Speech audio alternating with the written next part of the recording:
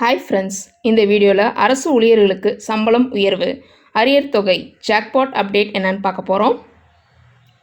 8வது ஊதியக்குழு குறித்த மத்திய அரசு ஊழியர்கள் மற்றும் ஓய்வூதியதாரர்கள் மத்தியில் பெரும் எதிர்பார்ப்பு நிலவுகிறது. இந்த புதிய ஊதியக்குழுவின் பரிந்துரைகள் அமல்படுத்தப்பட்டால் ஊழியர்களின் சம்பளத்தில் கணிசமான உயர்வு ஏற்படும் என நிபுணர்கள் கூறுகின்றனர். குறிப்பாக ஃபிட்மென்ட் ஃபேக்டர் என்ற முக்கிய அம்சமே சம்பள உயர்வின் அளவை தீர்மானிக்கும் முக்கிய காரணியாக இருக்கும். தற்போது நிலவும் 2.57 என்ற ஃபிட்மென்ட் ஃபேக்டர் அதே போலவே நிர்ணயிக்கப்பட்டால் அடிப்படை சம்பளத்தில் சுமார் 30 முதல் 34% வரை உயர்வு கிடைக்கக்கூடும் என மதிப்பிடப்படுகிறது. இதன் மூலம் மொத்த சம்பள வரம்பு சுமார் ரூபாய் 46,260 முதல் ரூபாய் 6,42,500 வரை உயர்வு வாய்ப்பு உள்ளது.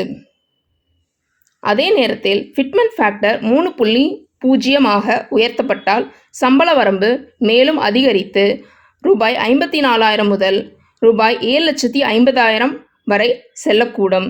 இதைவிட அதிகமாக 3.25 என நிர்ணயிக்கப்பட்டால் ரூபாய் 58,500 முதல் ரூபாய் 8,12,500 வரை சம்பள உயர்வு கிடைக்க வாய்ப்பு உள்ளது.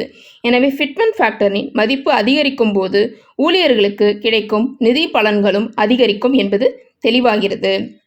இதனால் இந்த ஒரே காரணி மீது அனைவரின் கவனமும் அதிகமாக இருக்கிறது. இந்த ஊதியக்குழு தனது பரிந்துரைகளை உருவாக்கும் போது நாட்டின் பொருளாதார நிலை, வளர்ச்சி வீதம், அரசின் நிதிநிலை, ஓய்வூதிய செலவுகள் போன்ற பல அம்சங்களை கருத்தில் கொள்ளும். மேலும் மாநில அரசுகளின் நிதிநிலையிலும் இதனால் ஏற்படும் தாக்கத்தை ஆய்வு செய்யும். அரசு ஊழியர்களின் சம்பளம், சலுகைகள் மற்றும் பணி சூழலை மற்ற துறைகளுடன் ஒப்பிட்டு சமநிலையான முடிவுகள் எடுக்கப்படும் என எதிர்பார்க்கப்படுகிறது. மேலும் இந்த ஊதிய குழுவை அமல்படுத்தும் காலம் பற்றியும் விவாதங்கள் உள்ளன. முந்தைய 7வது ஊதிய குழுவை முழுமையாக அமல்படுத்த சுமார் 2.5 ஆண்டுகள் எடுத்தது போல 8வது ஊதிய குழுவும் அமலுக்கு வர சில காலம் ஆகலாம்.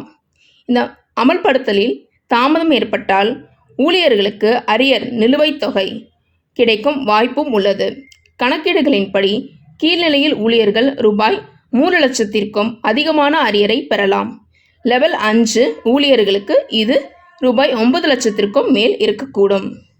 மொத்தத்தில் 8வது ஊதியக்குழு ஊழியர்களின் வருமானத்தை உயர்த்துவதோடு அவர்களின் வாழ்க்கை தரத்திலும் முன்னேற்றத்தை கொண்டு வரும் என்று நம்பப்படுகிறது. இதனால் இதன் இறுதி அறிவிப்பு மற்றும் அமல்படுத்துதல் குறித்து அனைவரும் ஆவலுடன் காத்திருக்கிறார்கள். ஸோ ஃப்ரெண்ட்ஸ், இந்த வீடியோ அப்டேட் பிடிச்சதை லைக் பண்ணுங்கள், நம்ம சேனல் சப்ஸ்கிரைப் பண்ணுங்கள்.